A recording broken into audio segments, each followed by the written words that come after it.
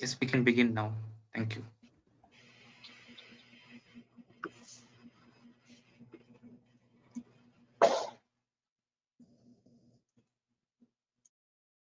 Okay, so are we live now?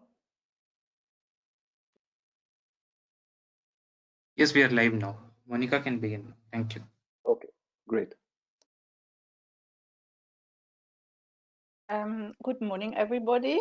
I wish to good morning and good afternoon. It is the morning in Germany, but it's the evening or afternoon in your countries. Thank you very much for this opportunity to be the moderator of this Fairtrade Sugar talk. Sugar is a very interesting but also a challenging product, and we are really happy to discuss it during this morning or afternoon with you. And before I do the introduction, I want to hand over to Mr. Sanjit, who is the CEO of NAPP, of the Producer Services in India and the Pacific, India and Asia and the Pacific. Please, Mr. Sanjit. Thank you, Monica. Welcome to all the panelists, and good day to everybody. I welcome you again on behalf of Fairtrade NAPP. Welcome all those who have joined us today. We have a great panel on board representing the producers and markets to give us their perspectives on the challenges and opportunities in the production of sugar, trade, consumption patterns, and the market demand, and also suggest ways to drive the Fairtrade market strategy, expansion strategy going forward.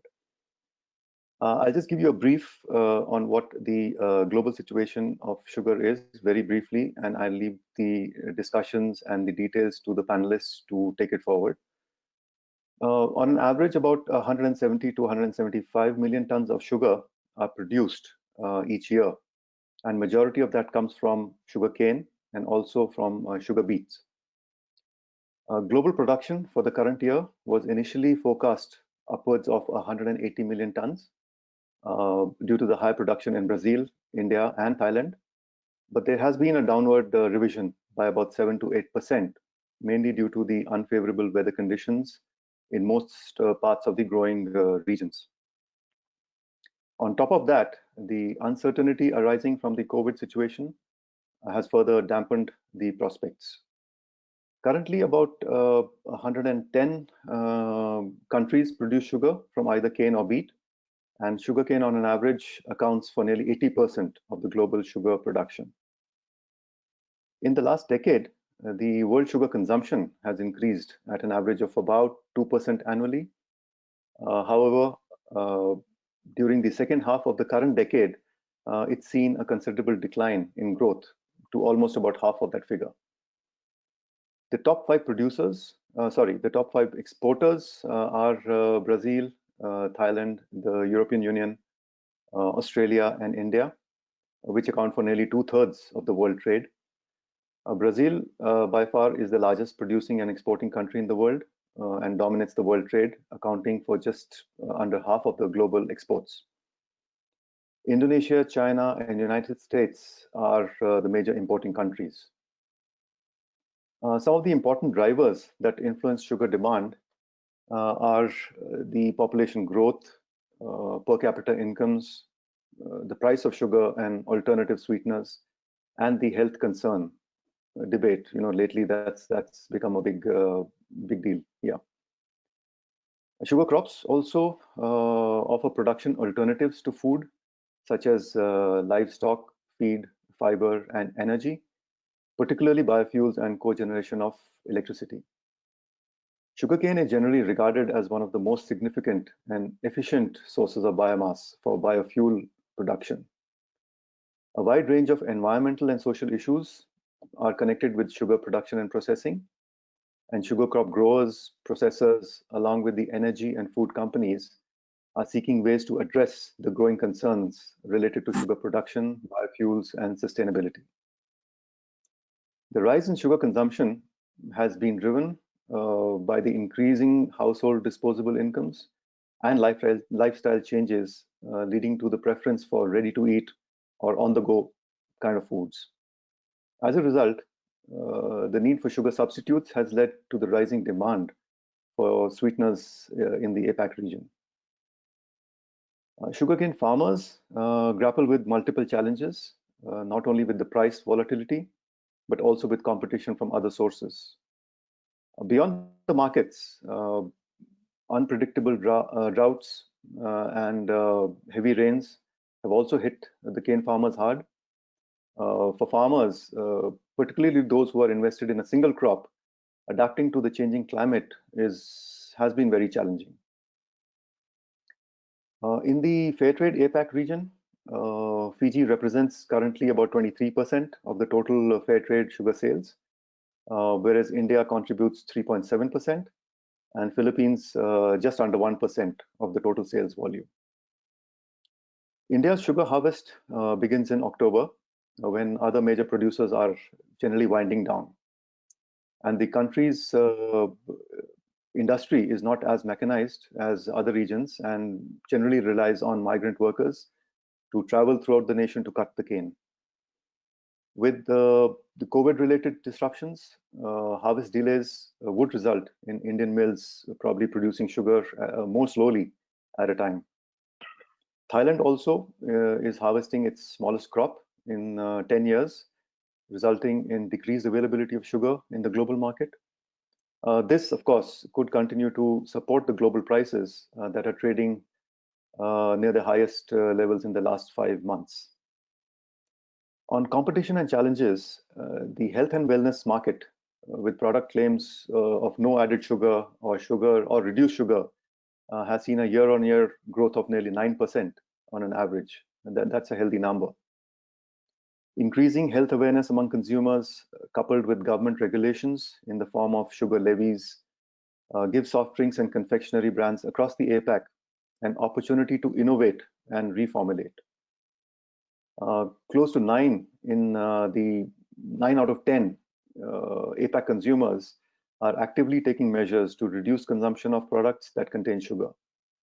This reflects in the appeal for sugar-free products. So with about 1/3 of consumers finding them very appealing and another 40% perceiving this to be somewhat appealing. In Asia, the sugar tax has already been levied in India, Thailand, Brunei, the Philippines, and most recently in Malaysia. In addition, countries like Vietnam and Singapore are also considering implementing the same in the near future. So the sugar industry now more than ever requires a paradigm shift to be sustainable and profitable in the long run. And Fairtrade, of course, provides a unique platform to support this change. So on this note, I would like to start the discussion. And once again, thank you. Thank you all for joining us today. And I hand over back the platform to Monica. Thank you. Thank you very much, Mr. Sanjit, to give this overview about global sugar. Yes, there are so many challenges. Dear participants, I want to start before I hand over to the participants, to the panelists and to the speakers. I just want to give a short overview of my position. So I'm the Global Products Manager at Fairtrade International. So my job allows me to gain insight and interact with the whole sugar supply chain. The contact and traveling to producer countries to meet farmers and exporters allows for a global overview, which is important to understand the concerns of farmers because of the standards that are set, because of production and climate change. And it also helps for the producer networks like the NAPP to build projects and trainings that address these concerns. And it also feeds into a global strategy for Fairtrade sugar that we are currently working on. In many countries, as Mr. Sanjit also mentioned, there are millers and exporters who are also Fairtrade certified who process and export Fairtrade sugar. They have integrated Fairtrade into their production and sales strategy because they can see the direct impact that Fairtrade and the compliance with the Fairtrade standards is causing, especially also with regards to the increased sustainable production and also at organizational level. Many organizations existed, but they have never worked so well jointly together and took decisions together. I do support these exporters also because we want to keep their interest in offering Fairtrade sugar very high so that they continue to offer Fairtrade sugar to their clients. The next level of interaction is with the producer networks and also with the national Fairtrade organizations, which are all chains in the Fairtrade system, and everyone has specific roles.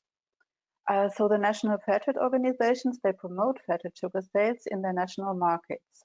We have regular check-ins with these NFOs and the producer networks to exchange on market opportunities and challenges, demand and supply, and on challenges on the ground. So sugar globally has already been covered. It is also referred, as Mr. Sanjit also mentioned, because of the huge price volatility, it's also referred to a hunger crop, which is naturally seen in the low and volatile prices, which are also said to increase the likelihood of child and forced labor. And it also decreases the possibility of the farmers to invest in a good portion into sustainable production. So looking at the challenges, it makes Fairtrade very relevant, so that its impact-based standards become an important fact for partners and for businesses to mitigate risks. So Fairtrade with the low prices, this is buffered through the Fairtrade sugar sales and the premium that is paid on top, and the market and business development that some of the speakers will also talk about. And the panelists from the farm side, they will also talk about the premium that is financing this change. Then there are various projects that address the elimination of child and forced labor, and there are projects that address climate change. Very shortly and very briefly on Fairtrade sugar, it's a key global product in Fairtrade, and it's the fourth biggest product within Fairtrade. In 2019, through sales of Fairtrade sugar, it generated a premium of $10 million, which is paid directly to the farmers. And the premium is $60 per ton of sugar that is sold for non-organic sugar and $80 per ton of organic sugar. Fairtrade sugar is produced in Africa, Latin America, and the Caribbean, and in Asia Pacific. Mr. Sanjit mentioned already the countries in that area, and Fiji is the largest producer of Fairtrade sugar in the system. Europe used to be the main market for Fairtrade sugar, so that naturally producers were certified to supply this market. And these producers were situated or are situated in ACP countries, African, Caribbean, and Pacific countries. So the current market for Fairtrade sugar remains Europe, followed by the US. And within Europe, the biggest market is still the UK. Followed by Germany, Switzerland, and the Netherlands, and many of the other countries as well. Fairtrade sugar is sold as bagged sugar, either white refined or brown sugars, or as an ingredient in chocolates and biscuits. There is also rum made with Fairtrade molasses, as well as cosmetics, and also recently fragrances made with Fairtrade ethanol. Key global brands are Tate & Lyle, Ben & Jerry, Tony's, Mars. They are all Fairtrade customers. But market diversification is really important, and we are going to discuss this today as well, because legislation in Europe changed and beet sugar became more dominant. However, the last European summer periods were very dry, which means a reduction of beet production. India is really the rising star for Fairtrade sugar because it's a large consumer of sugar and a producer country, and it has a presence, it accounts with a presence of international and local brands. As Mr. Sanjit also said before, the developing countries account for approximately 3/4 of the global sugar consumption, so they are expected to lead the future demand growth, which is really an opportunity. And as sugar is a key product in food and non-food products, there is also an importance for Fairtrade to not only concentrate as now on sugar as a food, but also away from just food, on pharmaceuticals, on biomaterials, on biofuels, because this can all be made with Fairtrade ingredients. And there are opportunities to be tapped in the global north and south. And the panelists will inform about this later on.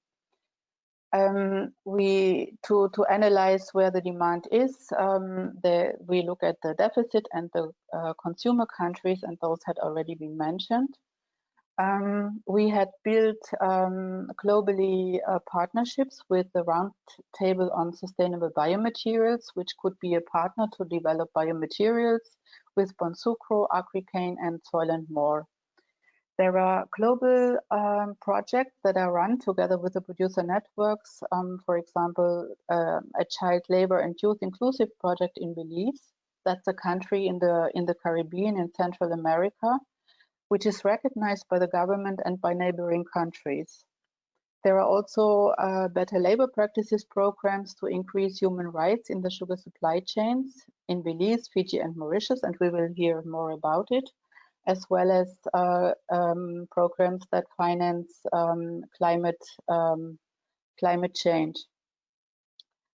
If there are any specific questions, then it would be important to maybe note these questions or put them in the chat box, and we will return to this in the background. These will be read, and we can discuss this later if that is okay for you. This has been a short brief overview of Fairtrade Sugar, Fairtrade Sugar globally, because our role is global. But now we want to give the platform to those who are directly involved in sugar production and sugar sales. And I wish to hand over to Mr. Muni Raju, whom I know actually we have met for the first time in Fiji in a sugar network meeting when he became the sugar network leader of the NAPP, and he is representing the cooperative primary agricultural credit cooperative in India, but he has also multifunctional roles. And Mr. Muni Raju, I would like to hand over to you, and I want to ask you, how are you or how are the producers leveraging the Fairtrade model for sustainable production? And then later on, we also want to understand what are the challenges in the production and what is the post-production and post-pandemic situation after this COVID pandemic. So, Mr. Muni Raju, I would like to hand over to you. Thank you. Thank you, Monica. Thank you very much, and welcome all the panelists as well as namaskara ella namma producers ge. Welcome all, and good morning and good afternoon and good evening to some regions. So I'm going to talk about to begin with, I will try to give you a brief current profile of Indian sugar producers. As in last month of 2020, we have 10 certified SPOs, and right now we have 3 new applicants. Out of 10 certified producers, 4 SPOs are 7 years old, and 2 are 4 years old, and rest are less than 2 years old. We have totally around 8,293 farmers members. Out of this, 90% are male members and 10% are female members. So these total members covering under Fairtrade system is about 12,439 acres of land. Out of this, 90% we are into organic farming, organic cane production, as well as organic sugar production, and 10% into conventional farming. So on average, about 0.43 million tons of sugarcane production happening every year, both with the Fairtrade and organic, and average about 43,538 metric tons of sugar production happening every year. But average about 17,400 metric tons of Fairtrade organic sugar sold in the Fairtrade market every year. That is total 40% of total production selling as Fairtrade, and remaining 60% selling as organic in the market. So it means that still we have another 26,000 metric tons of potential to sell in Fairtrade market, which need more attention. So on an average of 1.3 million USD as a premium amount from Fairtrade sugar sales every year we are receiving. So we have 4 major traders from India. They are acting as a trading part. Pure Life, Pure Diet, they both are same. And Suminter is another company, Elite Green. These are the 4 traders come exporters. They have an agreement with our SPOs for production of sugarcane, and they have an agreement with the mill. So they are acting as a trader in our regions. So as for the premium utilization, whatever the premium we are receiving every year, so 50% of the premium all the cooperatives they utilized to increase the sustainable productivity by facilitating organic inputs at subsidized cost, soil test, R&D and seeds through universities, and 30% for rural development programs, including members' health, construction of godowns, farm equipments, and other activities, and 20% for children and women empowerment activities, including students as well as child labor. So, meantime, we have received a lot of support from NAPP as a PN to achieve sustainable sustainable production for sugarcane as well as Fairtrade sugar. So under PSR services, we have received post and free audit services, capacity building activities, and of course some partnership with the near universities to ensure overcome productivity issues facing by the producers. And as you mentioned, YICBMR program addressing child labor and gender-based violences, GLS to empower youth and women, and of course in earlier we had product advisory committee meetings to strategize and bring a bridge between the buyers and the producers. So of course under your GPM services, we also try to implement the changes in the standards through various consultation and projects through NAPP services. And meantime, to understand the impact of Fairtrade in our India, the NAPP is conducted, it's still ongoing a project on the sugar indicator study. Some of the results are by regular soil testing. By the impact of some of these indicators shows that the farmers with regular soil testing, ratoon management, good agriculture practice in place shows the increase in sugarcane yield by 6 tons per acre within 4 to 5 years of harvest without replanting. And of course, sucrose content also shows increased trend, say around 1.5%, and Miller are very happy with that. And there is an increase in use of organic inputs in place of chemical fertilizers, reduced to 18% of cost of cultivation and 12% of increased yield with 16% extra income along with the regular income. Under sustainable management of water, so farmers are used to store rainwater in ponds along with during the time of land preparation by the method of Ferros and Bunch method. Utilization of water has been increased based on the crop needs. Irrigation methods has been adopted by most of our farmers. Pesticide usage is almost nil. It's zero in our region. And 60% of our cooperative distributed PPE kits to farmers and farm workers, help them during the time of harvest, along with drinking water facility. And also in future we are thinking about mobile toilets separately for men and women with under premium projects.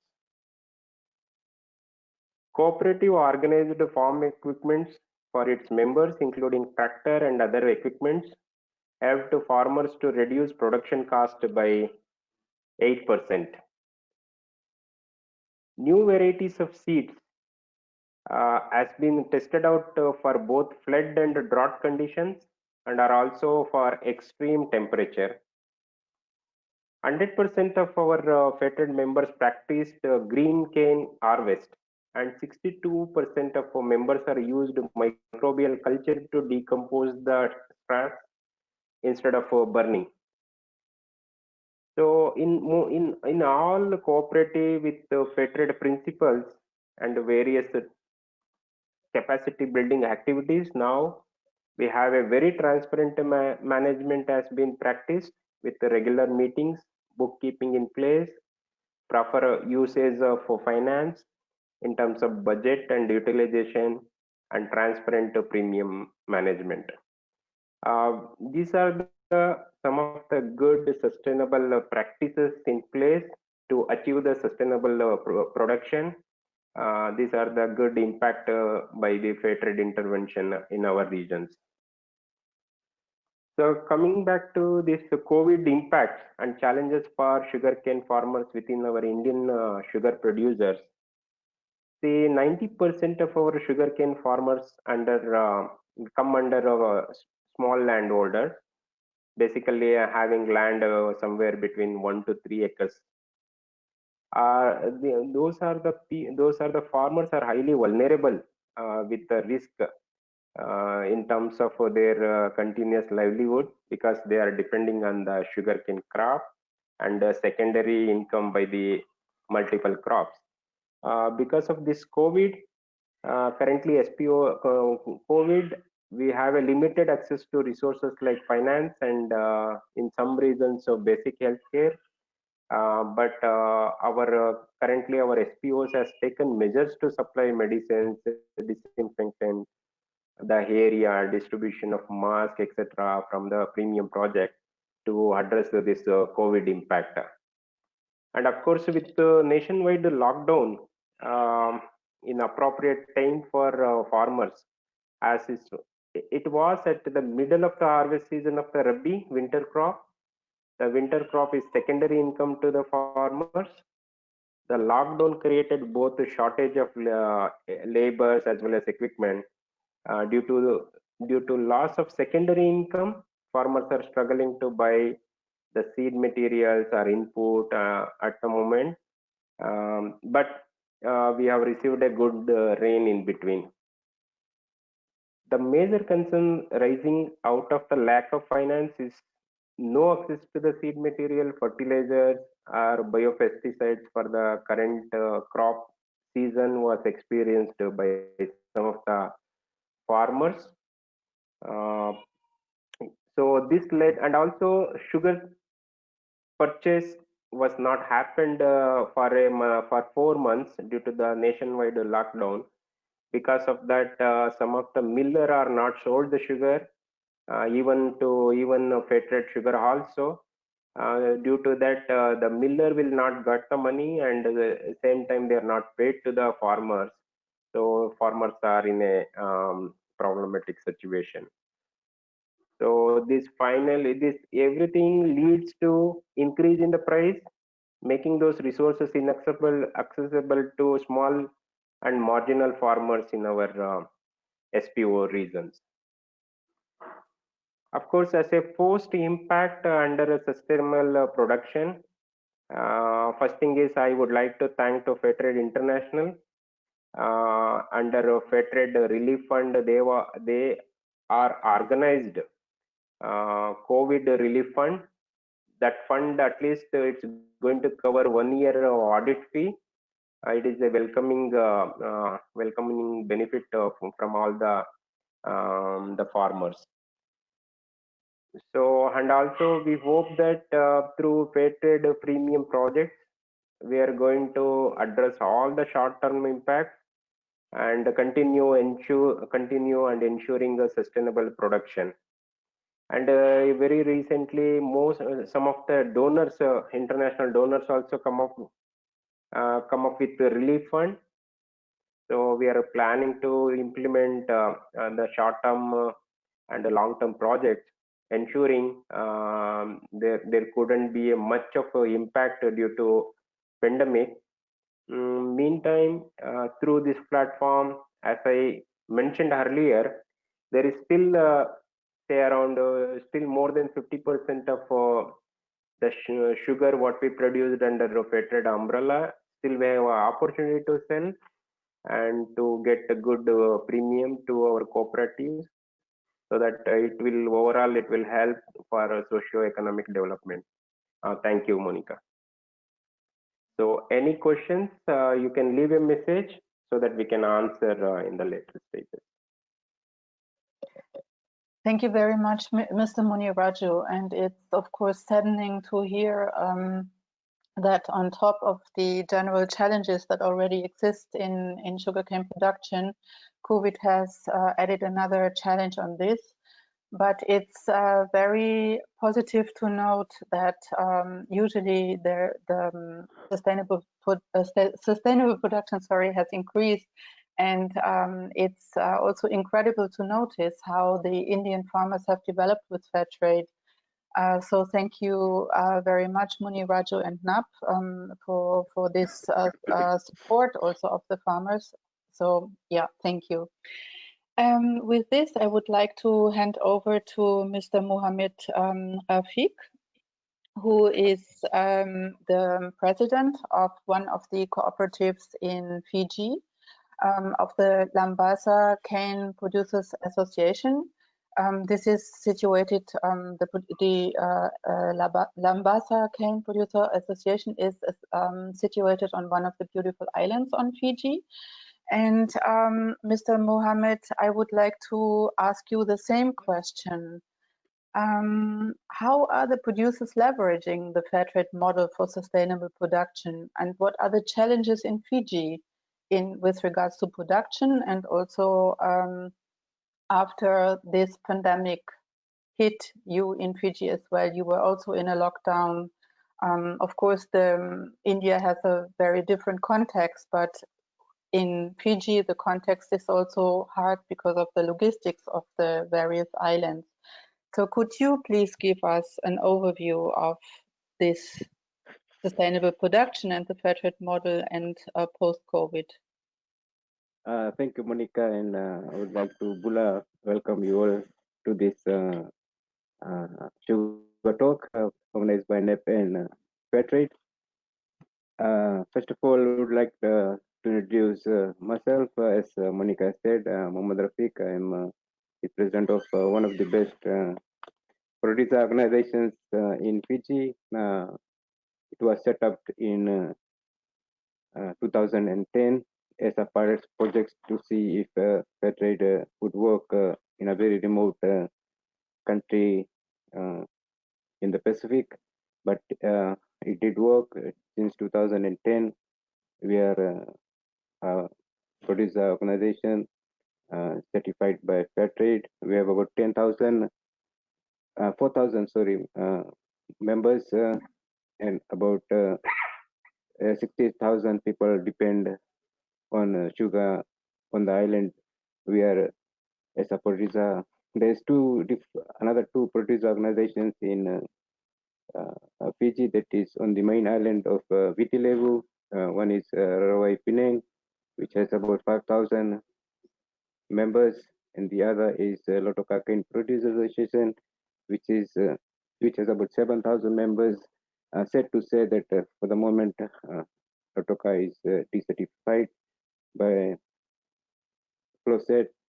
Looking forward for them to join Fairtrade family once again.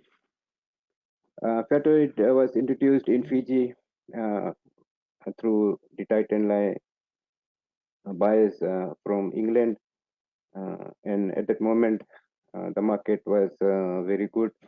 They were buying all the sugar we produce as Fairtrade, but slowly when Titan Line left the Fiji market, there's a decline in Fairtrade sales globally, and especially in Europe. For the farmers in Fiji, I think with the support of the Fijian government This is sugar industry stakeholders, the European Union, and Fairtrade, and Flowset, and NAPP, and Fairtrade. We have really gone many steps ahead on how we have developed the associations, Fairtrade associations. I would say the cane producer associations in Fiji. We have taken various trainings. It's because of our remoteness. It is very difficult for us, and the language barriers we have, and other effects we have within our system to have the Fairtrade standards go down well with the our members, but with a lot of awareness and trainings, and with help of Fairtrade ANZ, NAPP, and Fairtrade International itself, we were able to have these standards and requirements of Fairtrade to the growers, and now they understand, and has made a lot of changes to the life of our producers within my association, on how now they survive with the premium. So far, we have received about 15 million Fijian dollars worth of premium for the last 10 years. We have spent this premium very wisely. Actually, when we do have to develop a Fairtrade development plan, we go through a proper process of need assessment, and we ask each member groups on how they want to have this premium we receive spent, and then we decide, and we have the General Assembly who decides on how we spend the money, the premium we receive as a Fairtrade premium. Through Fairtrade certification, we have a better price, we have a good premium, the record keeping through various members itself. Before they didn't used to have proper records on how they do business. Now all of the growers have learning slowly to have proper records, capacity building, employment, social and economic and environmental state of the members have increased, and better understanding the marketing structure on how Fairtrade and how our product is sold in the markets overseas. The challenges we're facing at the moment is the high cost of production. As you know, we are so remote. Everything we get here is expensive. The cost of importing is so high, and definitely the decline in the fair trade market, thus reducing the premium. So other challenges we have is requires good governance structure, and through fair trade standards, life have really changed around, and people before the fair trade came in, people didn't have a proper bulk where they would store their chemicals, their fertilizers, but now almost 100% of growers and our members know how to keep their chemicals and other things safe. The big moment for us is the child labor gender based violence program we are doing through the YCBMR program. Hope we are halfway through that program now. I think this will definitely make a lot of changes. The Fijian government and other employment agencies are really helping us through. For COVID-19, I would say there was not much effect directly on how our producer members have did their business, daily business, but definitely the market, I think, will be much affected.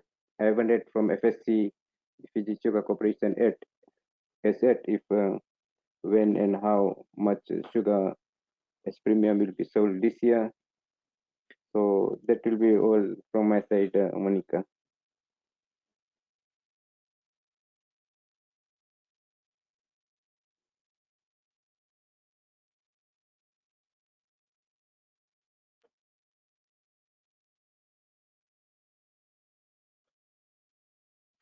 Okay, I was muted.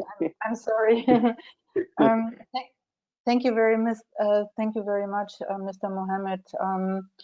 It is, yeah, Fiji is a strategic country also for fair trade, as is India. And I must say, when you talked about chemicals and things that are covered by the standards, it is to be noticed that countries who are fair trade certified, and this applies to Fiji as a whole country, the countries are much more clean. So because there is a different understanding of the environment. And Fiji is also a tourist country, so you can imagine that it is probably very difficult to find laborers who want to harvest sugarcane. So as you said, the Better Labor Practices program is quite an important one. And you also refer to the market challenges as the position for Fiji is a bit remote on the other hand, and it used to be very much connected to the EU, which it is still, but there is also market diversification going on, and thanks to FSC and also the panelists that will discuss it further, there will be more market diversification, but so far FSC has also been a very successful seller of Fairtrade sugar. And yeah, I thank you very much for this overview that you have provided. Before we go to the next panelist, I wanted to ask to show a poll to understand who are the participants. Yeah, thank you. If you could please all indicate which party you represent, whether you are a trader, a sugar brand, or from the Fairtrade internal system, whether you are a farmer, producer of Fairtrade sugar, or non-Fairtrade sugar, or media, NGOs, and so on. Could you please indicate? Thank you.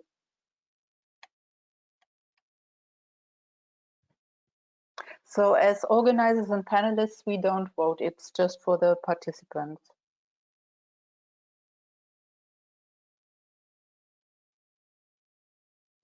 It will take a few minutes.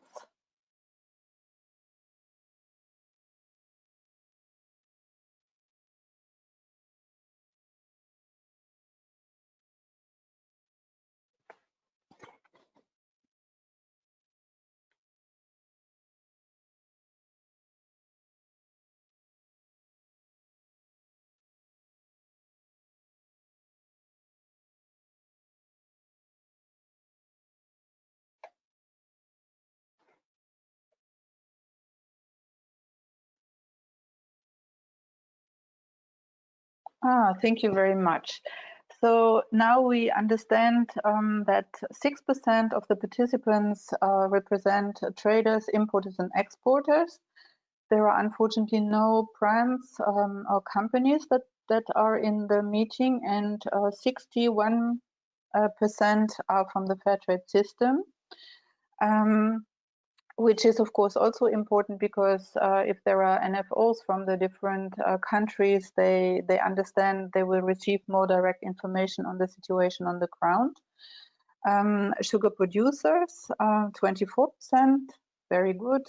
And then participants from the area of media houses, education, researchers, NGOs, and so on.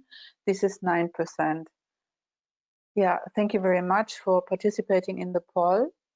Then we would like to hand over, and this will now become also a very exciting session. I would like to hand over to Mr. Steve Nankervis from Fairtrade Australia and New Zealand, who is the commercial partnership lead and who has long experience and commercial experience and is situated in Australia. So Mr. Steve is representing a national Fairtrade organization that is responsible for amongst many other things to promote Fairtrade Sugar in their specific country.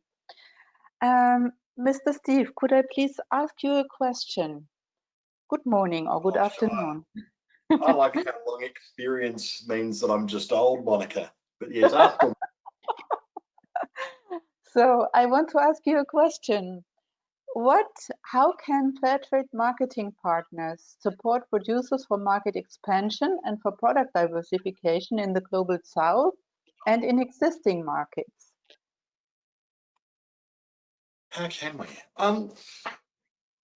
We're trying to open those. I suppose opening doors is a key one. I think if you're able to, look at what are some of the challenges that we're facing, and that's where we look at. Sugar is seen as poison in so much of the Western world where we're operating as marketing organisations at the moment, and trying to find ways where we can say, let's put it in a bag. If you put it in a bag and call it sugar and put it on shelf, then you're not going to fall prey to that. Well, hang on a minute, you didn't tell me there was sugar in my biscuit.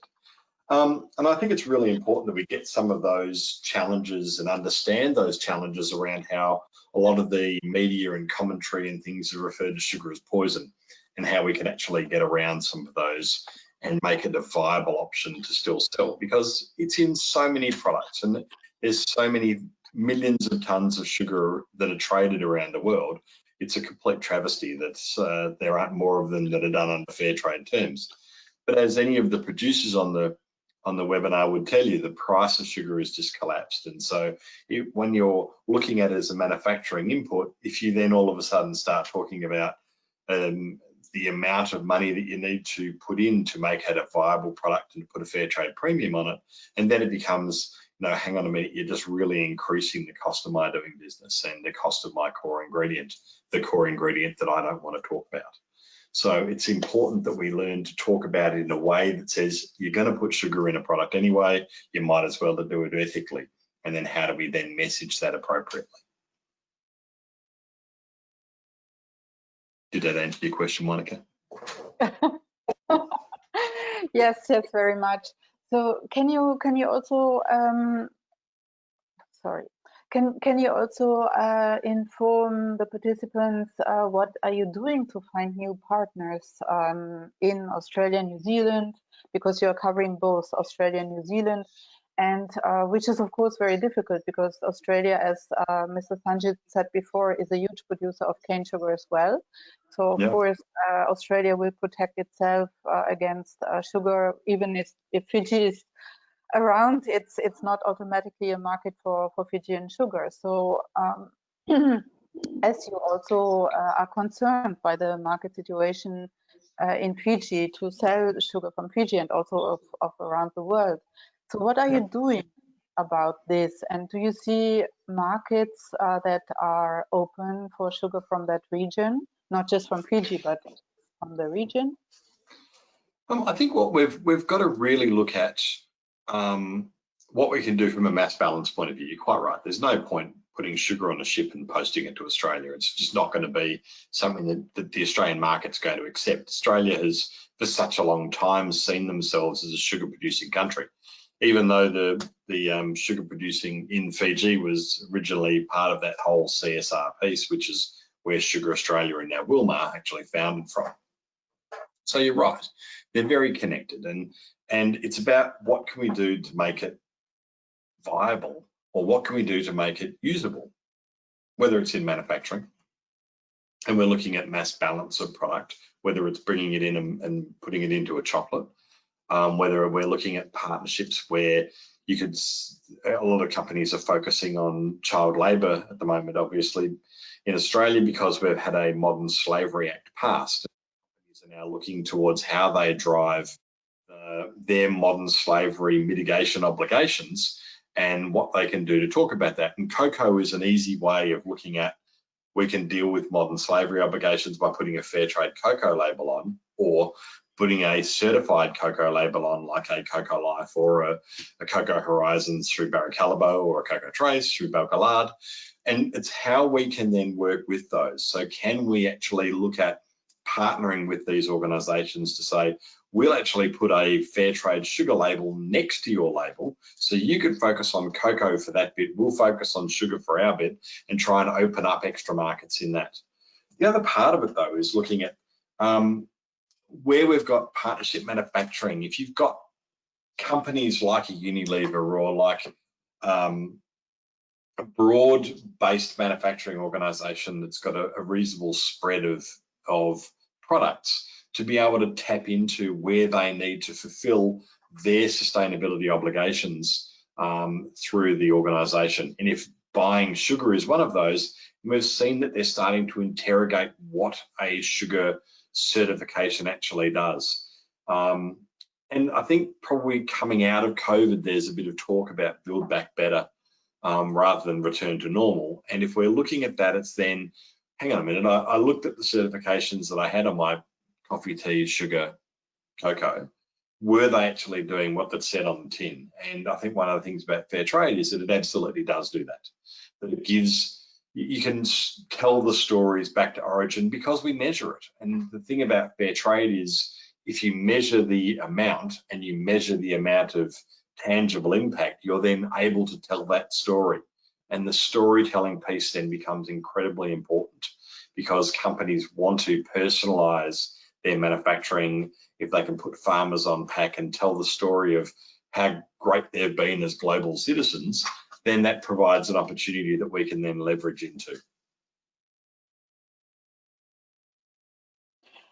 This is amazing. Yes, and you are right. I mean, sugar is actually probably the only fair trade product that has this challenge where it's I mean, cocoa is only grown in the global south, but sugar beet is grown in the north, and sugarcane is grown in consuming countries as well. It is amazing that you see still opportunities, especially also sometimes you also mentioned that sometimes slight changes are important for our own system to continue to sell and to find opportunities for fair trade sugar. This is very interesting to note, especially for the farmers in that audience. And you also refer to the impact that is created, and both Muni Raju and Mohammed mentioned the impact of fair trade. And it is funny to note that sometimes the farmers themselves, they don't really see this because for them it became normal. But for us who visit the different countries and who read the reports, it's so notable. And you think this is certainly a possibility to approach companies and to share this information with them. Yeah. Yeah, look, I think it is, and I think it's really important that we have that. I think that the capability of companies to want to share their stories and want to talk about what they're doing in the world. We've seen Larry Fink, who's the CEO of BlackRock over the last couple of years, put out his message to the shareholders that said, you can't simply drive now for profit. You've got to do something more. So don't come to us just with a profit idea. Now, BlackRock is the world's largest lender who manages trillions of dollars worth of funds. And if Larry Fink says, I don't think we've got to do just profit, we've got to repurpose that. So come with a purpose and you will actually achieve profit through purpose rather than just achieving profit by itself. It really repositions Milton Friedman's 1970 stockholder doctrine of the only thing that an organization has to do is deliver value for shareholders. Because the world now sees you've got to deliver value has to be delivered to not just the shareholder, but to the employees and to the consumer. That the value of that organization is implicit in the products that they put to market, and it needs to be understood by the market. And mobile phones have changed the way that this happens. The camera on your phone can now read a QR code and tell you a story immediately. And that can happen just by holding your phone over a product. And that kind of technology changes the storytelling concept and it opens up the need for transparency. But if we don't reward farmers in a better way than we have previously, that curtain that the developed world drew around the developing world hundreds of years ago to access cheap commodities has vanished in a 2.5-inch screen. And the kids of farmers now will simply Google a better existence than the one that they've got currently. So you've got to provide them and work to provide them with something that says, if you're looking at sustainability, truly sustain the people within your supply chain and don't just draw from them and keep them in poverty. That's not going to give you anything that resembles value at all. Absolutely, absolutely. It's really touching. You're so passionate, and it's true. I mean, this change can only be brought about if there is something extra rewarding. I mean, the standards are so difficult to be met. We can see that daily with in talking with the producers and with the producer networks. It is not easy, so the farmers have to invest to be compliant with the Fairtrade standards.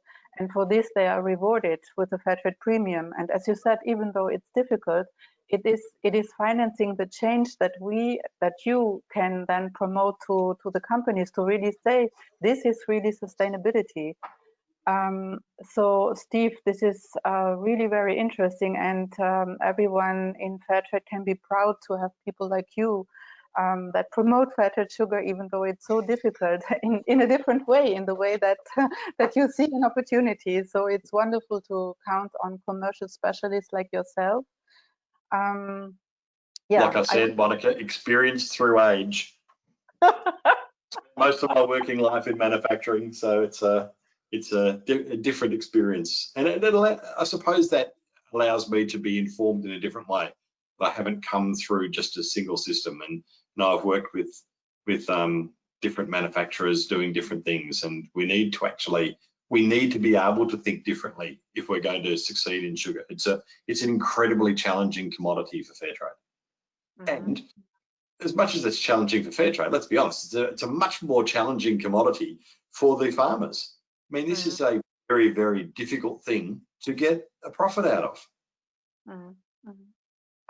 Yes, absolutely. And probably it's also one of the products that is a strategic product for many countries. Let's say Fiji, Mauritius, Belize is a strategic product.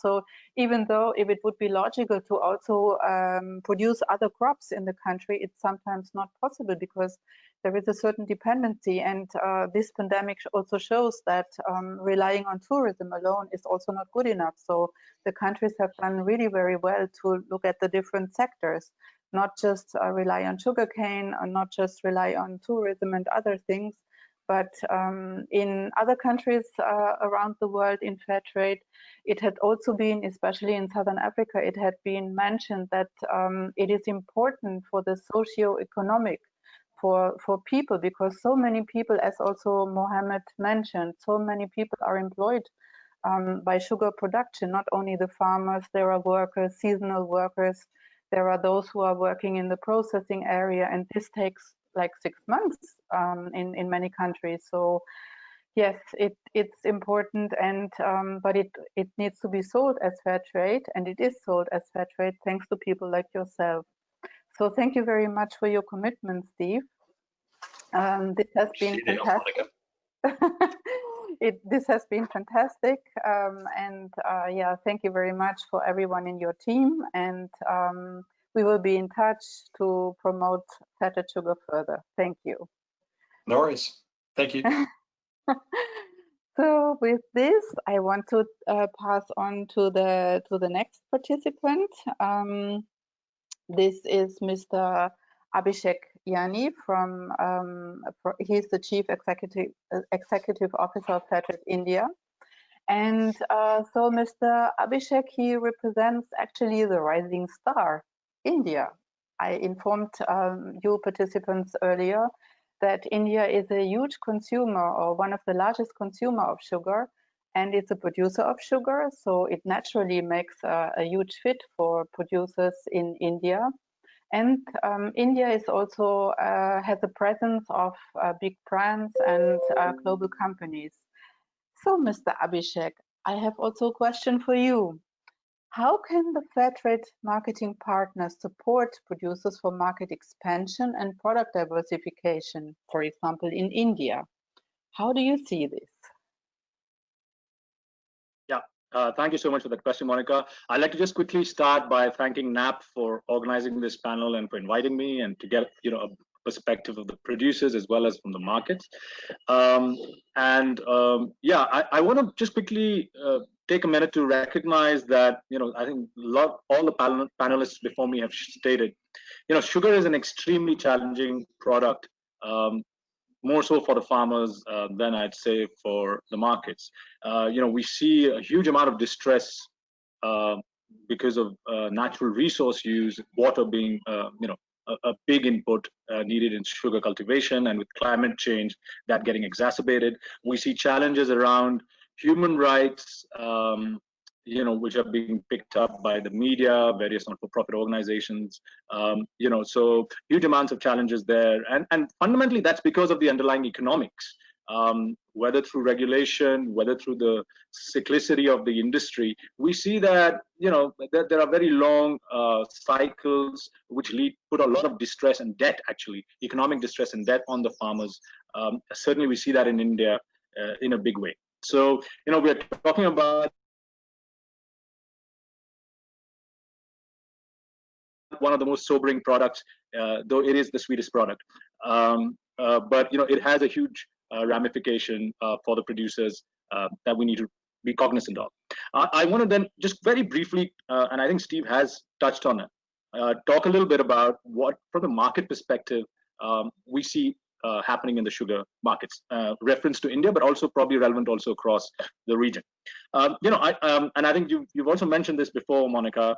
Sugar actually, outside of bagged sugar, is seen as a very key ingredient. So while Steve is right, not too many people talk about it. It is one of the most versatile products that we see across a very, very wide range of food products.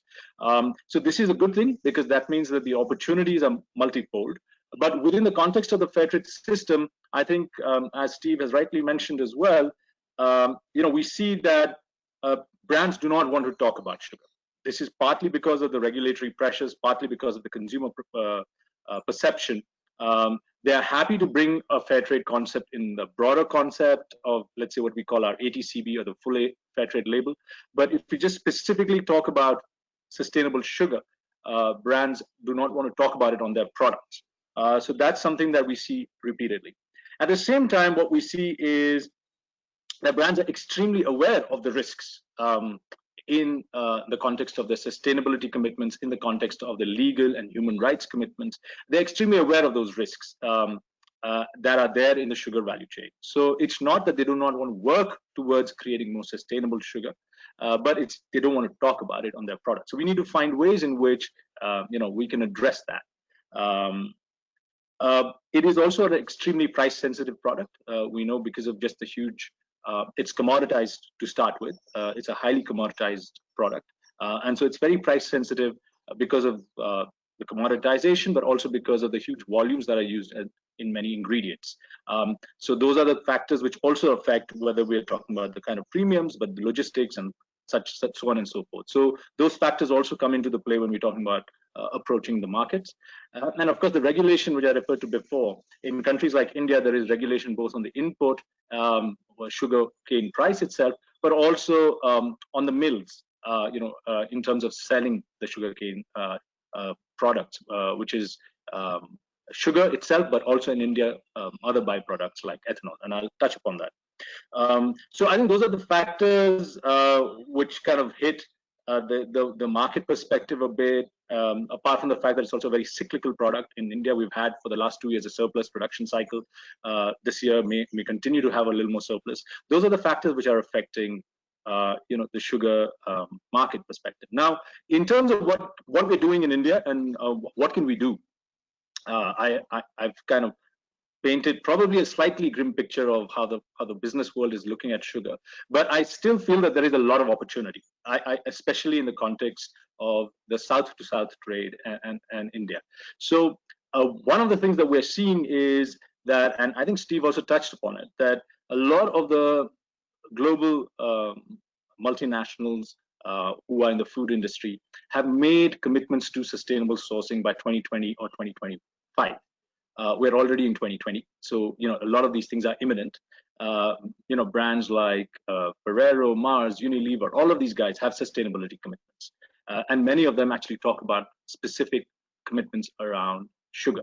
So I think that's an opportunity. And I think I'm definitely proactively pursuing that in the Indian context, but that's an opportunity in the region, actually, because these multinationals have factories in Indonesia, in China, in Thailand. So I think those are opportunities that will be good in the context of India, but also we need to look at it in the context of the region. We're also targeting, the large national and regional brands. I think the conversations there are a little longer because sustainability is not a priority for them, but they're recognizing that this poses risks on compliance, this poses risks in the context of the consumer engagement. And so there is some movement on that, albeit a little slower than where the multinationals are going. The geographical scope, while my focus is on India, I would say a similar context would apply to other countries in the South, in the Asian Pacific context. This would be Indonesia, China, we could look at Thailand, and even Singapore as a manufacturing hub for the region. I wouldn't say as a territory, as a market, but certainly as a manufacturing hub.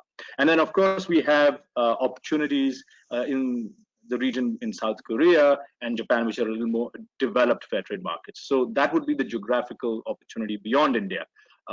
But coming back to the context of India, what we're seeing also is there are two additional opportunities that we will be pursuing. Even in the context of India, we see opportunities apart from the ingredient sourcing and the risk management with the multinationals and the large national and regional operators. We also see opportunities in promoting specialty sugar. And I think that there is a market, in the context of catering to a premium segment of the market in India. Globally also we sense that specialty sugar is something which is not easily replaced, where cane sugar is not easily replaced by beet sugar. So I think for fair trade, that's an opportunity. But within the Indian context also, we see that as something important as a premium market. So not the bulk, huge volumes that we would expect through the multinationals or the large brands, but definitely significant volumes can be targeted through that. In the specialty market, I think in the context of India, we have a very interesting product, actually, which is panela, or gur, as we call it in India. And that is being actually seen as a healthier alternative to sugar. So within that also, there is an opportunity to look at that, though I don't think a lot of industrial production of that is happening. So I think that's where we have a bit of a manufacturing challenge, that a lot of this has been happening at really micro levels, small scale, but we are seeing some larger operators entering this space. So I think that could also be very exciting in the context of specialty sugar. And then the final part that I think we can look at, but with a much longer horizon, is looking at innovation through byproducts. Now, again, in the context of India, a lot of that may be regulated, but I think in the region, we could see byproducts like biofuels, which could have a significant opportunity, especially because we're talking about building greener, economies now. So in that context, biofuels through ethanol would be something that we could tap into. But certainly also in the Indian context, the government is regulating it, but there is an opportunity here in India for that as well. Just a little less aggressive, I would say, because those contracts are pretty strongly regulated. And the other innovation that we can look at in the context of sugar byproducts is looking at bioplastics and natural packaging material from the bagasse. And we are already seeing some signs of that even in a country like India. So these are longer horizon opportunities that one can pursue. But as I said, the immediate opportunity would be with the large ingredient purchases by the multinationals and the national regional operators, and targeting specialty sugar. In terms of sector in India, we're targeting, obviously, as I mentioned, the large companies, but we are also targeting the bakery industry, and we're seeing that to some extent there is traction for that, because they create in India at least a premium product again, so that the price sensitivity is a little less there. We were targeting the hospitalities and the corporate workplace segment, but COVID has thrown that plan a little bit on the cold storage for the time being. We're hoping and we're watching how this is going to emerge. And then in India, I think because majority of the market is not organized, we are targeting not the retailers, but the large sugar brands. So through the brands accessing a wider market for the bagged sugar business. So those would be the ways in which we are pursuing different market opportunities here, Monica. Very, very interesting and passionate as well, Abhishek. So you said you see opportunities for regular sugar, then also for specialty sugar, and then for the panela kind of sugar for the non-centrifugal sugar, which is a very interesting product as well. Is there also an opportunity for organic sugar within India itself, or is this rather for the export market? So I think in the context of specialty sugar, there would be a small opportunity there, but it's not massive. It wouldn't be even as massive as some of the specialty sugar and things like panela, which is actually quite widely used in India. But there is an opportunity there, no doubt, but it's tiny. I'm talking about sub 500 metric tons. Okay, and the specialty sugar, now the centrifugal specialty sugar, is this sold as bagged sugar in India, or is it used as an ingredient? So this is actually a very interesting and a unique product for the Indian context. We call it, as I said, good. It actually has a huge consumption in the masses, in the lower income and the middle income classes. It's used as an ingredient. It's not even put in bags. It's literally sold as chunks. You'll see sometimes in retail stores, you'll see chunks of it. So of course, I'm not talking about targeting the bulk or the mass consumption of this, but obviously this has also got a consumption in the upper middle income and the upper income segment, where they probably may have things like hygiene concerns and things like that. So if you're able to address those concerns, then there's actually a much wider adoption of that. I would say even much wider adoption than other specialty sugars in India that this could be. I think the thing is that there are very limited organized manufacturers of this. And I think that's where, if you want to cater to the more premium segment or the middle income, upper middle income segment, which could still be, the top 10 to 15% of the Indian populace, which obviously in 1.3, 1.4 billion is still a few 100 million people that I'm talking about. But it is something that we can pursue. So I'm working on exploring some supply chains in that. But again, these things take a little while to kind of fulfill the market opportunity and the market requirements, along with getting the product requirements and then the fair trade component also figured out. This is very interesting, but this also shows that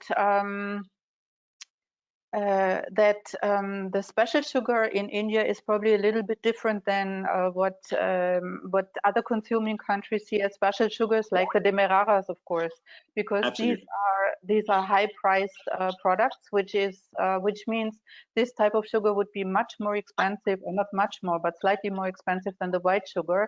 So you have mentioned that this is a little slightly different in India, but this is then a very interesting opportunity, and this is also produced by the millers who are Fairtrade certified already, or would this be? Well, the farmers are growing it. As I told you, most of the times actually it's done in a very micro enterprise level. So the farm level itself, you'll find collectives of farmers doing it, and it's very unorganized. So you see things like that happening there. But certainly some of the millers are getting into this. I've spoken to some of them who are looking into the larger scale of it, because it's got huge market opportunity, and it can be it's not regulated like the core sugar product. So there is a certain flexibility and marketing possibility. I think the specialty sugar market, like the Demerara's, the castor sugar, the lights, in the Indian context is a niche, but it's growing. Some of the bigger mills and manufacturers have recognized this opportunity.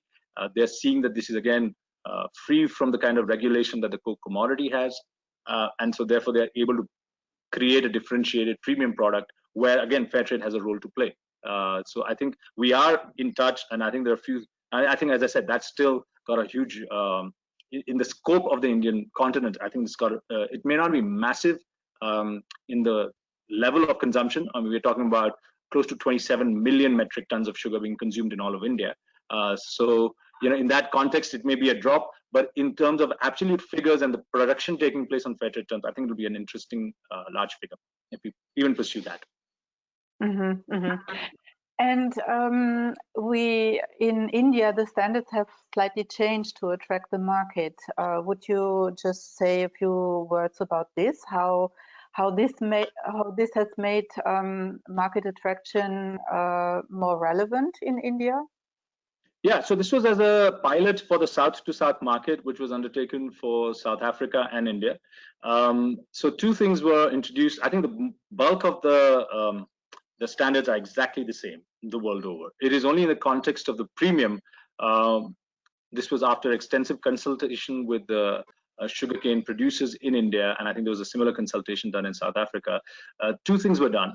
One, the premium was determined in, and this was only in the context of conventional sugar, just to be absolutely clear. It does not refer to organic sugar.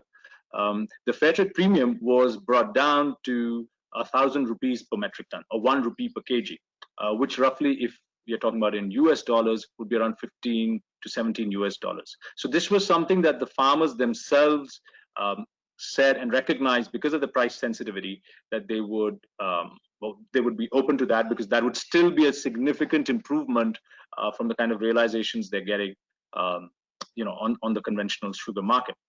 So that was one. And then the second aspect of it, which was also changed, which is beneficial, is that the premium was set in Indian rupees as opposed to euros. So the volatility fluctuations from a domestic market perspective was cut out. So again, these are the two things, and this has helped open up the conversations with a lot of the big businesses who wouldn't even look at us, because they just think $60 was just too high for them to look at the kind of volumes they're talking about. So those conversations are now progressing, but with all things big, it is slow. We are hoping that we will see some breakthrough by the end of this year or early next year. COVID has unfortunately put a spanner in some of those commercial conversations, but they're still very much active. They're still engaging. Some of the brands I've mentioned, the multinational brands that I've mentioned, are very much interested. One, because they recognize the risk, and two, because commercially now Fairtrade sugar in a south to south context is very accessible. I just want to put the caveat: this is only for sugar manufactured in India and sold in India for the Indian market. So there are a lot of restrictions around this. This cannot be applied for any exports, going to any other value chain in the global north. This is for pretty much in the regional context that this innovative model was developed. But as I said, as you've also said, Monica, India that way has such a huge potential as a market as much as for production. So that was basically the opportunity that was being looked at. Thank you very much. Yes, it's true. It had also been developed in Southern Africa, not just in South Africa, but in the SADC region, and to a different level, of course, because the situation is slightly different there. So the purchasing power, yeah. So thank you very much, Abhishek, for this great overview.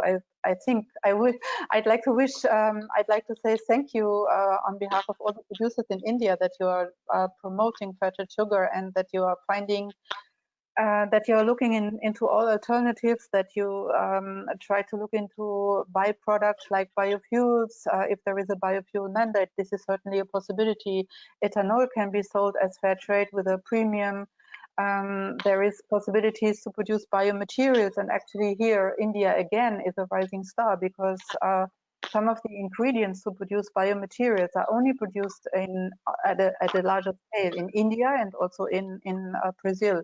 In Brazil there is no Fairtrade sugar, so this makes India as the rising star. Yeah, thank you very much, Abhishek, for this great overview. I think everyone is just proud to have people like you, Steve, and yourself to promote Fairtrade sugar in the specific regions. So thank you very much.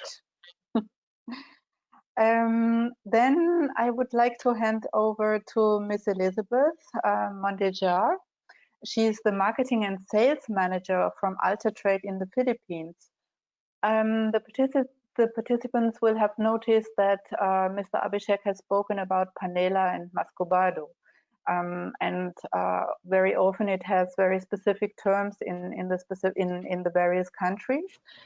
We in Europe and in other parts of the consuming world, we also know very much panela and muscovado, and indeed it's really recognized as a more healthy product because it's usually not produced as a centrifugal sugar but non-centrifugal. And Ms. Elizabeth, I thank you very much for being a panelist here. And I have a question for you as well. Yes. What is the market prediction and forecast for sugar for this panela? No, in your country it's called muscovado. And Yes. we know very much that this muscovado is really, it's taken out of your hands. Everyone wants to buy this product because it's really excellent. It has huge market recognition within Fairtrade in many countries. So what do you see? How do you see market expansion of this product? And how can supply chains, because you are in the Philippines working with very small farmers, how can the supply chains become more resilient and flexible while remaining efficient and effective and transparent? Can you say something about it? Can you inform us about this? Yeah. Good day, everyone. And thank you very much for all the organizer, the NAPP, and the Fairtrade International for letting us share our experience or our sugar product, muscovado. Let me start by sharing you where we are located and how our sugar is produced. No, Philippines is a sugar producing country. We contribute around 2 million metric tons of sugar in the world market, and this sugar is produced by around 17 provinces in 11 regions in the country, cultivating around 4,700 hectares of sugarcane lands. And one of the highest, the contributor of the sugar production is our region, which is Negros. Negros Island contributes around 54% of the overall sugar produced in the Philippines. And the whole sugar industry operates around 28 sugar mills, and 12 of these are located in Negros, where we are operating. And around 5 to 6 million people are directly or indirectly employed in the sugar industry. And this is around 7% of our total population. We also have 14 refineries, and bioethanol production in the Philippines. We export sugar to, we give to US quota, sugar quota. We supplied the sugar, but most of the sugar are produced in the Philippines are consumed in the Philippines also. Currently, Philippine sugar industry is facing with challenges on the liberalization of sugar, and because of this, sugarcane planters or sugarcane growers are trying to diversify their production, not only to sugar but for use of sugarcane to other products. And muscovado sugar are considered one of the alternative to raw brown sugar. Muscovado production is not new to the Philippines because we are producing this since 1800s, when the sugar is not yet mechanized, in the Philippines. As an alternative sugar, many producers of muscovado came in 2000. And now they are trying to introduce the muscovado in the markets of export and domestic. But for Alter-Trade, our muscovado, we call this sugar muscovado because the name, the mus is for the people and covado is for sugar. So this is people sugar. That's why we called it muscovado. We are introducing this product in response of the sugar crisis in the early 1980s, where the thousands of sugarcane workers were displaced because of the crisis of sugar, the world crisis of sugar. So Alter-Trade started selling muscovado and exporting it in the European and the Japan market in 1988. But we started introducing this in the domestic market 10 years later. But in 2000, there are a lot already of sugarcane muscovado producers in the Philippines that until now we are already now competing with 20 brands of muscovado in the market. So for Altertrade, we shipped muscovado sugar to Japan in 1988 and also to Europe on the same year. But during these early years of Altertrade, our production capacity is only around 200 metric tons per year. But currently, Altertrade capacity is already 1,600 metric tons. That's our maximum capacity. And for the last 5 years, our production and our export and domestic market reached only to 1,000 to 1,300 metric tons. And 80% goes to export and 20% in the domestic market. But this year 2020 is a pandemic year. Our export market is actually goes to Europe, to our P2P market, to Japan and Korea, and other ASEAN market. Unsurprisingly, for the last 5 years, the fluctuation of our market is within 4 to 10% increase every year. But this year, during the pandemic time, we have recorded a very huge increase of 34%.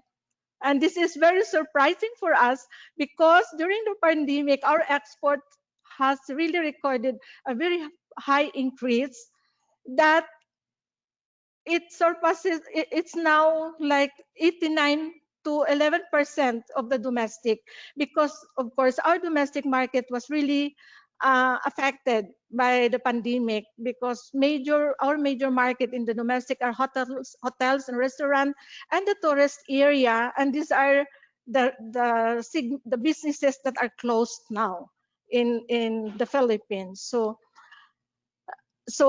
it really goes the sugar market for our muscovado market really goes down by about 30 to 40%. But for export, luckily we have already a surprising increase of 35% for all our export market, but especially in Europe, when last year we only sold around 700 metric tons in Fairtrade market, but now we sell around 1,200 metric tons in Fairtrade market alone. And of course, as we say, this year may not be a good year for all of us because of the pandemic. But for our muscovado sales, the harvest target for 2020-21 production of our small producers organization is now sold out. So we are very happy to share this to you. And this is the Fairtrade market that is that takes out our muscovado. For the next, we are now planning for the next season together with our Fairtrade partners. So investment to increase mill efficiency is on the way, and this is to respond also to the increasing demand of certified organic and Fairtrade muscovado. We are also developing other muscovado products like muscovado syrup and other muscovado variant along with our mill improvement, and this will be in the next cropping seasons. Aside from muscovado sugar, we will be soon introduce the organic coconut and Fairtrade certified sugar, coconut sugar in the market. Currently, Altertrade is working with 10 producers organization with a total number of around 524 farmer members, cultivating around 245 hectares of sugarcane farm, of course with different certification status. Out of the 10 producers organization, we have 5 SPOs that are Fairtrade and organic certified. And this SPOs has around 163 hectares of certified fair trade and organic sugarcane farms that is cultivated by around 341 members. The for Muscovado future, of course, with the increasing demand of certified fair trade and organic Muscovado, we are encouraging all other SPOs to have their organization certified fair trade and organic. This is, of course, to increase also the trading benefits. Altertrade SPOs receive a total fair trade premium for last year production of around 55,000 euro for Muscovado delivered to Fairtrade market. Of course, as Sanjit said, we only contribute around 1% no, of the fair trade sugar to the fair trade market. So, but of course, this helps a lot in our small producers organization in the Philippines. Of course, we would like to expand also to new producers organization, and we are now working out with 1 or 2 new SPOs for the accreditation for organic conversion in our bioorganic conversion program, and we are estimating to have an additional of around 100 hectares for the next cropping season. So this will add to our produce for the fair trade market. Of course, production of Muscovado and sugar cane in general has also challenges, no? And that our producers also are facing these challenges. Like, of course, this year is the pandemic year, but it has not really impacted to the sugar industry. All sugar mills have been operating under the new normal conditions. No sugar mills has been closed because even the conventional sugar production is increasing this year. One of the challenges also is the climate change. As has been shared by many speakers before me, climate change has really affected the production of sugar, and we are not spared of that. So we experience long drought, and there is also an erratic, unpredictable weather patterns. One of our challenge also is on how to increase the production yield, because some of our soil conditions are really very, very acidic, and the access of irrigation facilities are very minimal, especially for areas that are in the mountain areas of Negros. We have also high cost of production of inputs, labors, interest rates to those who are accessing credits. This also affects the production of sugar. Currently, our pressing problem also is the shortage of labor, because the government are doing its new program on build, and most of the sugarcane workers are going to the construction workers, becoming construction workers. So they're leaving the farms, and these are also some of the problem, because sugar farming is also a labor-intensive farming. Of course, another issue here is the average age. No, our sugar cane growers are aging. The age is an average of 58 to 60 years old, and their children who have been already studying college and getting courses that are not in the field of farming are leaving the farms, like the teachers, the engineers, and the accountants. So they won't go back to the farms for farming, so they leave the parents in the farms. And these are also one of the issue that the farmers are trying to resolve in the future. Of course, the low meal efficiency, that increases our production costs. Also, that affects our price competitiveness for Muscovado in the local and even in the export market. So what we need to do, to and what we are doing. No, some of this we are doing already. We still need to do it. No? So we need to mechanize the farming from planting to harvesting of cane. So we need to put up mechanization. So we also need to increase productivity through selection of good quality varieties of cane and improve the cultural management practices in the farms. Of course, we need to improve Muscovado mill efficiency by investing in the machineries and equipment, which we are starting to do in the next cropping. Increase also of certified fair trade Muscovado producers to provide them with more trading benefits through fair trade premium, and to, of course, to respond to consumer demand for increased consumption. Yes, we have Fairtrade Premium, and we need to maximize the utilization of Fairtrade Premium to aid in the increasing farm productivity and acquisition of machineries. And also, we need to expand more our market of Fairtrade and organic certified Muscovado to address, of course, when we expand the producer base, we need also to expand the market. So these are all that we can share, and thank you very much for having us the opportunity to share this to you.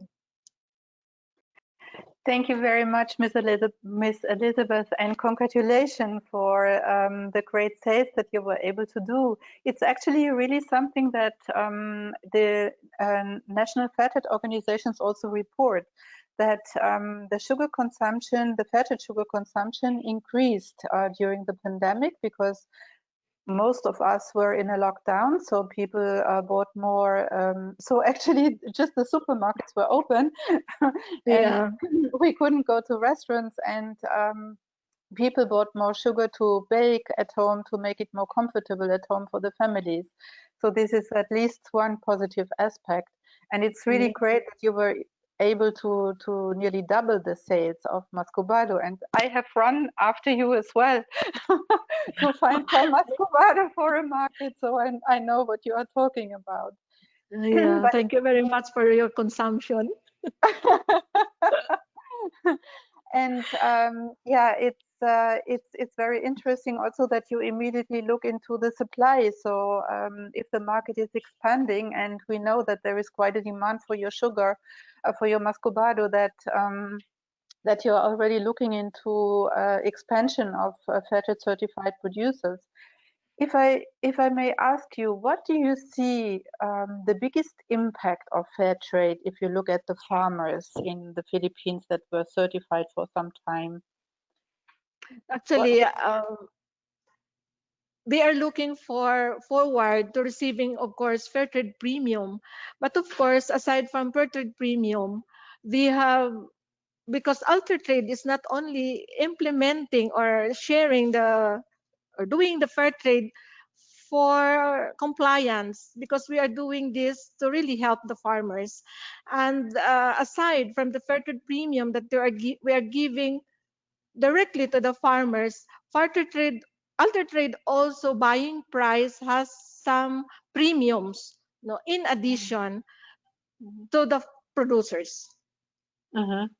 Yeah. Yeah, exactly. So you can really also see the difference that Fairtrade brought in the Philippines at farmer level. So what is the longest certification of one of the SPOs in your supply chain? We have 3 SPOs that were certified as early as 2000. 2000. So yes, it's around 20 years already. Oh my God, yeah. And can you see a big difference between them and other farmers, or is because you also mentioned that the volume is not that big, so the change can of course also not be dramatic, but you see a difference between those who were certified and those who are not certified in the supply chain? Actually, for Altertrade, we are really working with a farmer group. It's an association of farmers. So associations of farmers they are really like, we have 10 sugarcane associations, and there are really manage their farms, because we also assist them, no, in the production and in the management of their farms. And of course, the continued trading with alter trade with all the benefits is really a big difference, no, from their neighboring areas, especially that we are working with agrarian reform beneficiaries. Agrarian reform beneficiaries that are organized and work together in a collective farm management is really in advantage compared to the agrarian reform beneficiaries that are not organized, because now when they got their land, they also rent it again, because they cannot sustain to have their land productive without their organization. So that's really the advantage of working with uh, small producers organization. And the Muscovado is all organic, in organic and fair trade. Everything that you. Yeah, actually, we have still some farmers that are in conversion, because not all together came with us at the same time. And when we are expanding, we really implement the conversion period. No? Okay. Yeah, thank you very much. I just see that we also need to leave some time for questions to the panelists, and just have a joint discussion if there is interest. So I wish to thank you very much for your support to the sugarcane farmers in the Philippines, and for the successful sales of Muscovado. Thank you all. It is a great product, I can really confess. Yeah, so thank you very much, Ms. Elizabeth. And my pleasure. then I want to ask the people in the background, are there questions, or shall we open the audience to the audience if there are any questions to the panelists? And then we would suggest that the person informs about the position, the name, and to whom the question is dedicated. And this can also be amongst us, the panelists, if there are questions from panelist to panelist.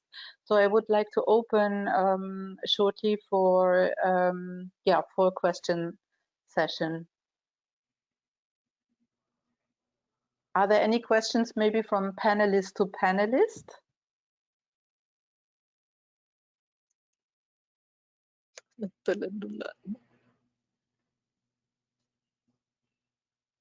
Anyone? Maybe Muniraju? Do you have Monica. any question? Yes, Monica. So, Monica, like as we discussed, even I was mentioned, the potentiality of production of Fairtrade sugar, and at current we have a market. I mean, market shortage. Only around say around 45% of the sugar what we are producing is selling out of 100%. Is there any way we can increase? Of course, as Abhishek Jani pointed out, so the south to south market is a new avenue where we can see maybe in future we can have a sales at the local side. But in meantime, we would like to know what are the ways and what are the strategies from GPM level at a Fairtrade international level to increase the market shares for Fairtrade sugar. Yes, thank you for this question. And of course, Steve and Abhishek, you can add to this. Yeah, I mean, sugar remains a challenging product overall. It had been mentioned before. Still, it is one of the most important products that is actually an ingredient. So what we do is we have started to organize a commercial team with several NFOs, or all NFOs. Actually, we plan to only have key NFOs, but it was at the end nearly all of the NFOs wanted to participate, and we were discussing how market expansion is going to be. This is for organic sugar, and this is for non-organic sugar, and also the non-centrifugal sugar like muscovado. We were also discussing strategies, as Abhishek also mentioned, in many consuming countries. This brown sugar, so organic sugar, and the brown sugar, the specialty sugar, demerara sugar, is something that the NFOs are targeting. I must say, organic sugar was always one of the drivers in Fairtrade sugar, but unfortunately now the European producers of beet have also started to produce organic beet sugar. And India has quite an advantage because Indian sugar can be imported into Europe under a specific agreement, so that there is no duty for a certain amount of that sugar. So this remains attractive. I don't know exactly how the consumers react to this, because I mean, as I'm used to buying only cane sugar, I would never buy beet sugar. I would, of course, see the difference in organic beet and in organic cane sugar, because the organic cane sugar would always have a color. Mostly it's light brown or has bigger crystals, and this isn't the case for organic beet sugar. So I wonder how the consumers will react upon. But it's certainly another challenge for organic producers in India. We are also talking about labeling, communication. I think we have to become much stronger in communication about impact. So we will have to be much more in contact with NAPP and with the producers and so on to collect this kind of information and share it widely with brands. And Steve has also informed how to differently approach companies. In the past, many years ago, when I started in sugar, you know, it was enough to just have a quote of a farmer. This is not enough anymore. We have to become more, we have to share this information, that the difference that is happening on the ground. This will not come overnight, but positively, it is noted that more sugar is being consumed during the pandemic, which is positive. And we are working very much together, everyone, the producer networks, the NFOs, to promote Fairtrade sugar sales. So this would be my answer if Steve and Abhishek want to add to this. And we are also talking about if there are barriers. We also talk about these barriers and what we can do about it. We are talking about FSI labeling, which has the sugar component in the label, which is of course not an attraction.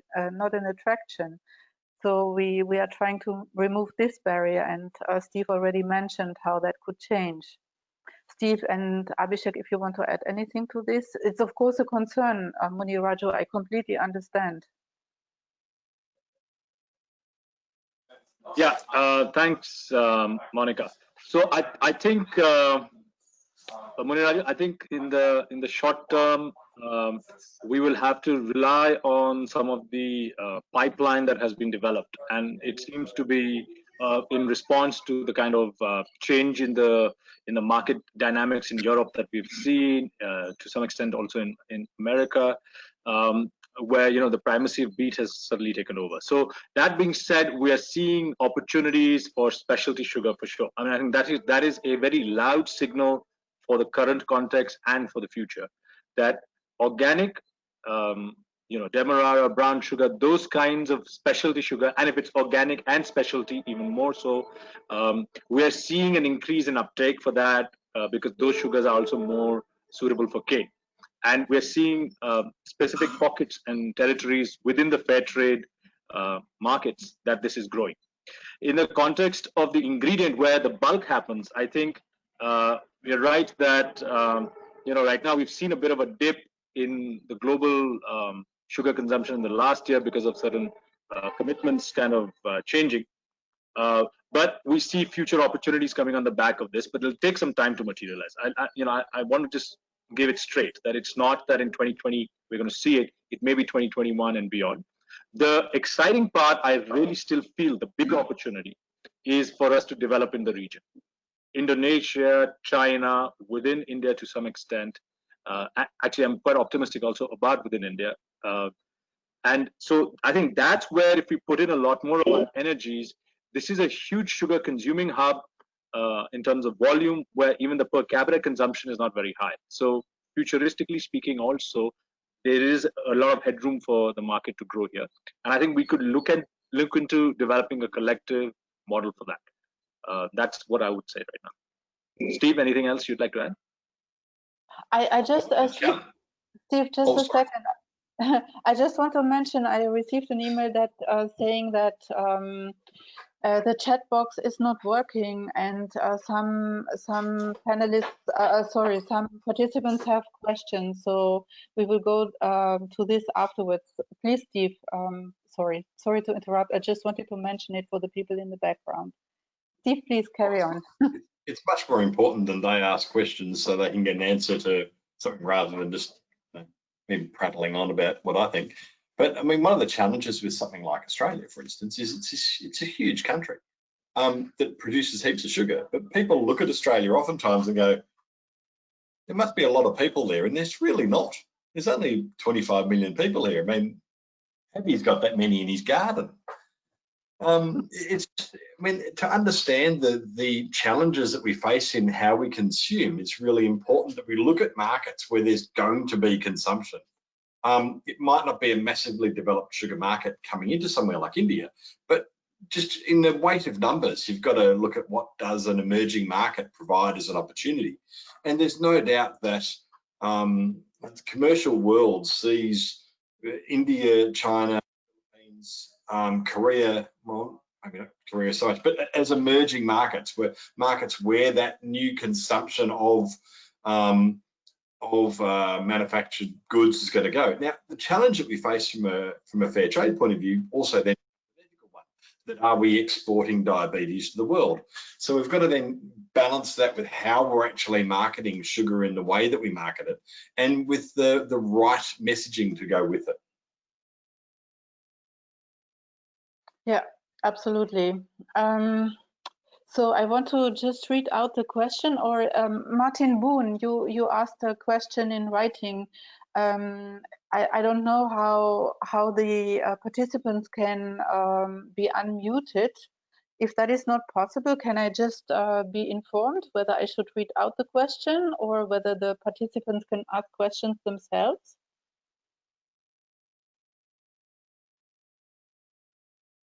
Okay, not a problem. Then I shall read it. So the question from Martin Boone, he's from Fairtrade Original in the Netherlands, or does it work? No. He's asking, in terms of sustainability, sustainable water use in sugar production is a point of attention. I think Abhishek, you referred to it. For example, in the corporate scheme, questions are raised for rice and sugar in terms of mitigation. What has been done already, and what are further plans? I mean, that could be a question to Muni Raju, for example, in India, and I think in Fiji it's probably not that concern. And Abhishek, if you have to add something to this, please. Muni Raju, would you like to give an answer? Yeah, in most of our cooperatives, basically we have developed a kind of a fund system where the farmers are depending the water resource mainly from the rain. So we are having a pond system, as well as through the method Furrow and ridges method, we could use the water to the maximum extent. And of course, it may be the drought situation may be happening once in a 4 years, but another 3 years usually will receive the good precipitation. But in the drought situation, these are some of the methods we are implementing to maximize utilization of available water. Through collecting water through pond system, as well as a ridge and furrow kind of land preparation during the time of plantations. That is one way we are addressing these issues connected to water. Okay. So yeah, in Martin, in many countries, it is really also due to climate change. There are huge droughts, and people think about irrigation, and then in the next season there are floods. So then irrigation is not needed anymore. It's still we understand that water is an important resource, and farming needs to be very careful about this. Sanjit, did you want to add something? I didn't know whether you raised your hand. No. Okay. I see there is another question here coming in. I don't know whether someone else wants to add. Elizabeth or Abhishek, did you want to add to the question on water? Yeah, I mean, just a few points that within the Fairtrade standards, of course, we talk about better water management practices and making a system in place so that there is systematic community-based water management practices. I think Martin has raised an important point that this is something that is increasingly in the radar of corporates, and we need to probably find, maybe not every year, but in a systematic 3-5 year cycle to measure it scientifically to kind of provide more than anecdotal evidence of the impact that we're creating. I think that's a point that we take on board. There are some best case practices that we're seeing within Indian context. I've visited the farmer group in Uttar Pradesh, Bhujal Mruda Urvata Sanrakshan Samiti, linked to the Mavana sugar mills supply chain. And they are using systems such as fertigation, which has significantly reduced the water consumption and chemical consumption for fertilizers in that territory. So what I would like to say is that there are some best practices which are around. I think Muni Raju has also shared some best practices that they're doing in the more rain-fed, drought-affected areas. And I think in addition to that, we need to do more systematic measurement in the scientific way. Yeah, and yeah. Monica, one more method we are planning to have in the future, like sorry, I'm connected from mobile. My laptop is gone because no power at my home, so I connected to mobile. So most of you may not able to see me, but you can hope you can hear my voice. We are planning to have this seed production nursery where we are producing the seeds in the tray kind of system up to 90 days. So the initial requirement of water can be minimized in that way. So around 30% of the water can be minimized if we grow develop the seeds in the shade nets with the minimal water usage up to 90 days. So this is one method we are planning to adopt in future to minimize the requirement of water. It avoids nearly about 2 irrigations to the farmers. So this is the best way to decrease the utilization of water. Yeah, just also to add on to this, this was one of the very good proposals that came up to us, basically, yes. And we are trying to help out, through Fairtrade International as well as NAPP by putting it under our resilience fund, where we are trying to improve the production capacities of our producers. So this particular one, which Mr. Muniraj was talking about, it stood out actually, and yes, is very much there on top priority for us. And again, to the point, I just wanted to add to what Abhishek had mentioned, that we find a lot of figures popping up, anything ranging between 300 liters to about 3,000 liters to produce a kilogram of sugar. We do not know the authenticity of these numbers. So it is, I think, very essential to have a baseline, a very authentic baseline, very scientific study done, which would then tell us that, okay, we are at this level and this is where we need to achieve. And I think there are some very good new technologies that are coming up in water conservation, not only for sugar and rice, but also for cotton, which we're looking at. So we are trying to tie up with some of these consultants who have utilized these technologies in other parts of the world, and then start some couple of pilot projects under our resilience fund again.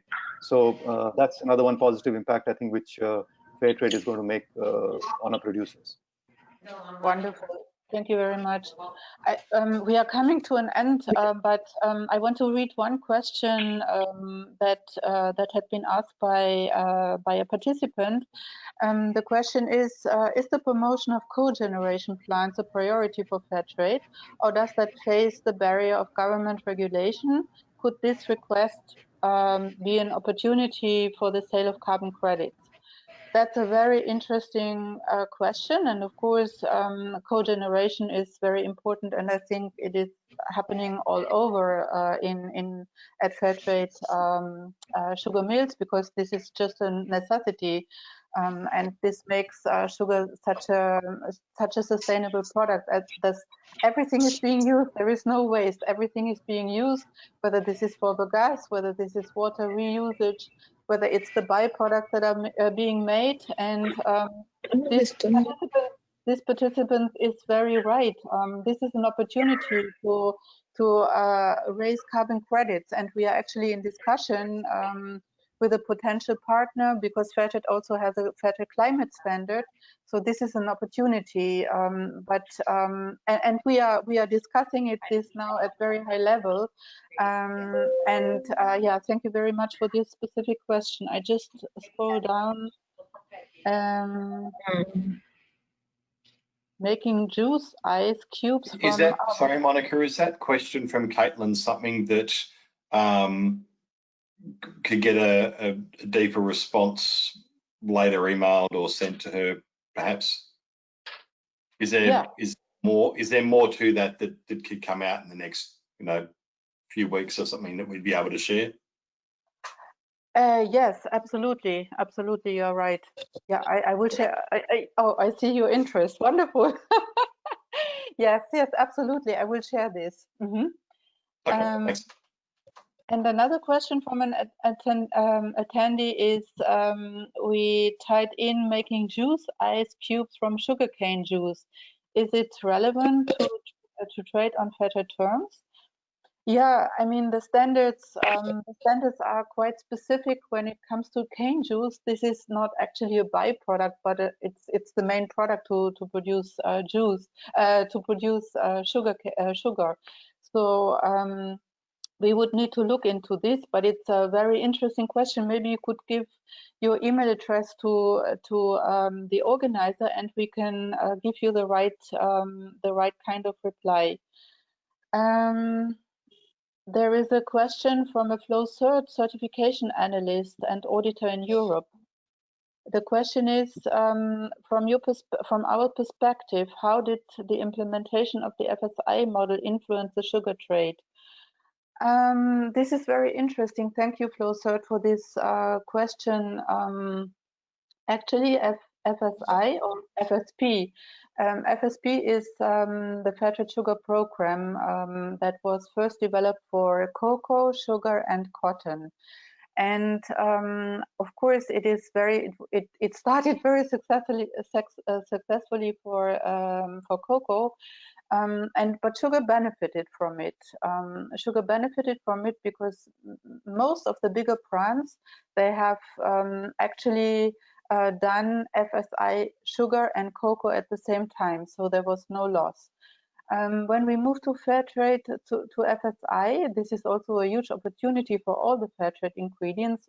FSI means Fairtrade Sugar Ingredients, so not associated with the program, but it is an ingredient model.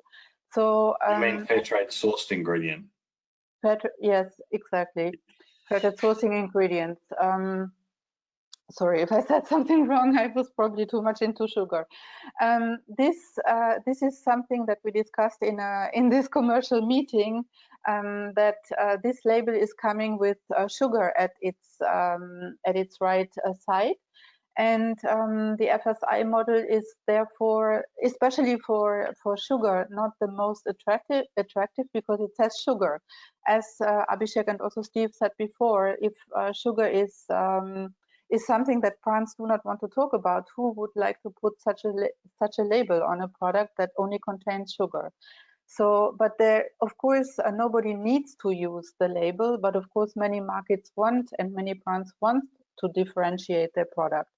So this is exactly what we are discussing now at highest level. John Luffridge participated in the last call, and he is also he's a director of the brand and labeling unit. And internal discussions already took place, and we are looking into it how to change this, because otherwise the ingredient labeling are a competition for the different products. And this, of course, we need to make sure that it remains an attraction. So FSP or FSI is good, is an attraction, but the label referring to sugar is not the best, I would say. So these were all the questions, and I think